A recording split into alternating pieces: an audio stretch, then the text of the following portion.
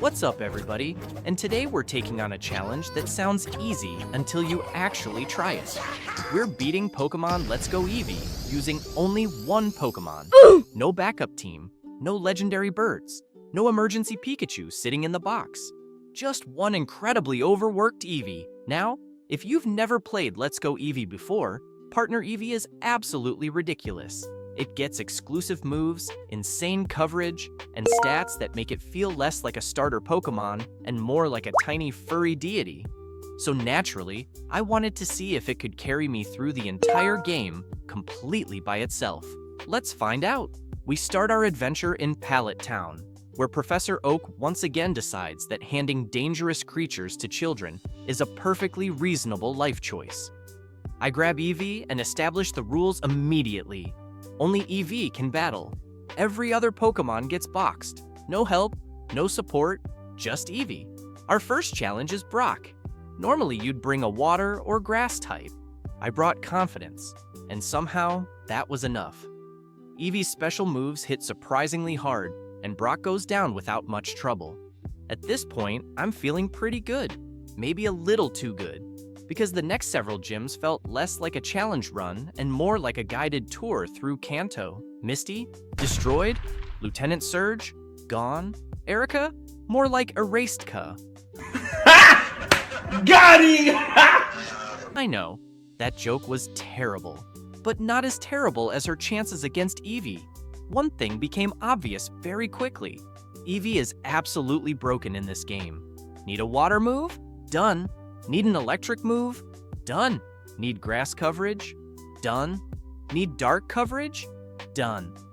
At some point, I stopped feeling like I was doing a solo Pokemon challenge and started feeling like I had accidentally obtained a legendary Pokemon disguised as a house pet. As the run continued, Team Rocket kept showing up. And honestly, I have to respect their dedication. Every time I defeated them, they came back with an even worse plan. Steal Pokemon, take over Sylph Company, hide in a casino basement. These people were committed. Unfortunately, commitment doesn't help much when you're fighting an Eevee that's 20 levels higher than everything you own. Eventually, we storm Sylph Company and take down Giovanni for the first time. Spoiler alert, it won't be the last. After several more victories, I eventually reached one of the most frustrating roadblocks in the entire game. Not a gym leader, not Team Rocket, not my rival. Game design. Because in order to challenge Koga, you need to have caught 50 Pokemon. Not defeated 50, not seen 50, caught 50. I signed up for a solo Eevee challenge run and somehow got assigned a part-time job as Kanto's wildlife conservation officer. So for what felt like several years, I wandered around Kanto catching literally everything that moved. Pidgey? Caught. Rattata? Caught. Another Pidgey? Unfortunately caught. At one point, I was basically operating a bird sanctuary. Eventually, I reached the magic number and was finally allowed into Koga's gym. Wheezing and poison was annoying, but eventually, we made it through. After defeating Koga, we moved on to Sabrina. Now, Sabrina was actually dangerous. Psychic types hit hard, they're fast, and I only have one Pokemon. Fortunately, Batty Bad became the MVP of the run. Not only did it deal damage, but it also created a protective screen that reduced incoming attacks. Eevee somehow became even harder to kill. After a surprisingly tense battle, Sabrina goes down and the run continues. Next up was Cinnabar Island and Blaine. Now on paper, this sounds scary. Fire Gym, one Pokemon challenge, potential disaster.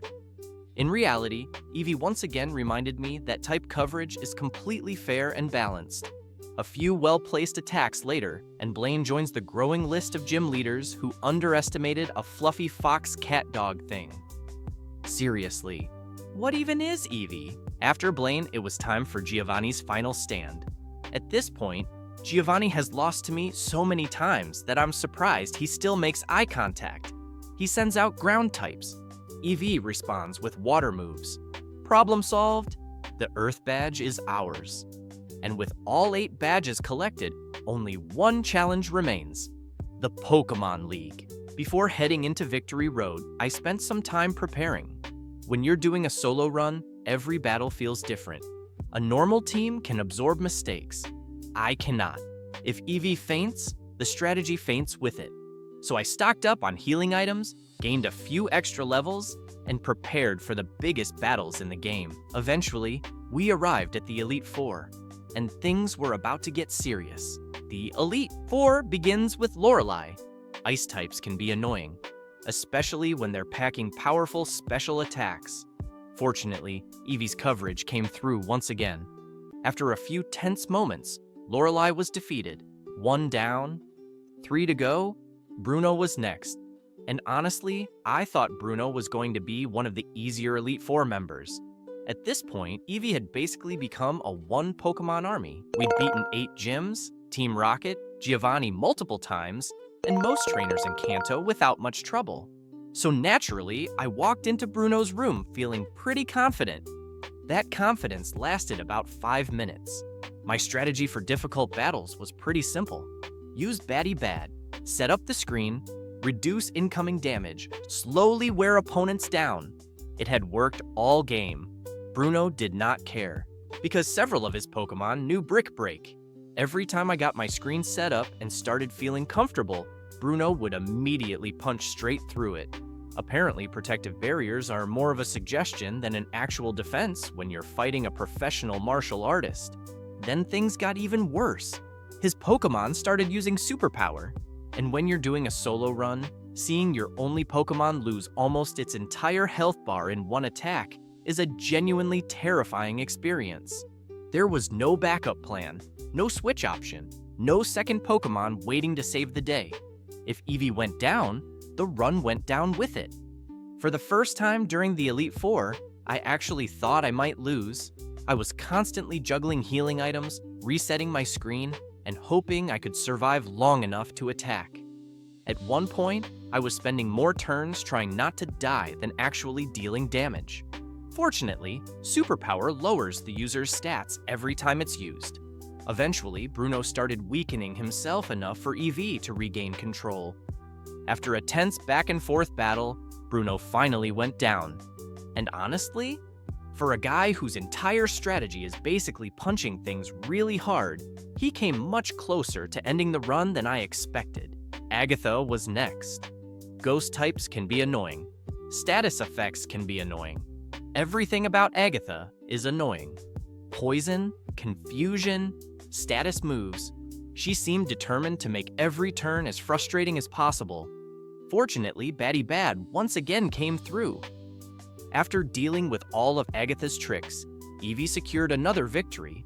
At this point, I started believing the run might actually happen. Only Lance remained. Then came Lance, the Dragon Master, the final member of the Elite Four. The guy the game spends the entire adventure building up as one of the strongest trainers in Kanto. After Bruno nearly turned Eevee into a chew toy, I was expecting another difficult battle. Instead, Lance accidentally became the perfect example of how broken Eevee is in Let's Go. His Gyarados? 1 shot. His first Dragonair? 1 shot. His second Dragonair? Also 1 shot. At this point, I wasn't even battling anymore. I was conducting a scientific experiment to determine if any Pokemon on Lance's team could survive a hit from Eevee. The answer was mostly no. The only Pokemon that actually put up a fight was Dragonite. And to be fair, if any Pokemon was going to survive an attack, it was always going to be the giant dragon pseudo-legendary. Dragonite managed to tank a hit, force me to actually pay attention for a few turns, and remind me that I was technically fighting the Elite Four. But even then, it never felt like the battle was in danger of going the other way. A few turns later, Dragonite finally went down, and so did Lance. After all the hype, the Dragon Master ended up being easier than the guy whose strategy was just punching things really hard. With Lance defeated, the Elite Four was complete. Only one trainer remained between Eevee and the title of champion, my rival, the guy who appears every few hours to remind me how friendship works. The final obstacle. One battle for the title of champion. The fight begins. Eevee takes heavy damage. I take emotional damage. Health bars start dropping. Healing items start flying. The tension rises. Every turn feels important. One mistake could end the entire run. But after everything we'd been through together, the gyms, Team Rocket, the 50 Pokemon catch requirement, Bruno nearly punching Eevee into another dimension. We weren't stopping now, and eventually, the final Pokemon falls. The battle is over. We did it. Eevee officially defeated Pokemon Let's Go.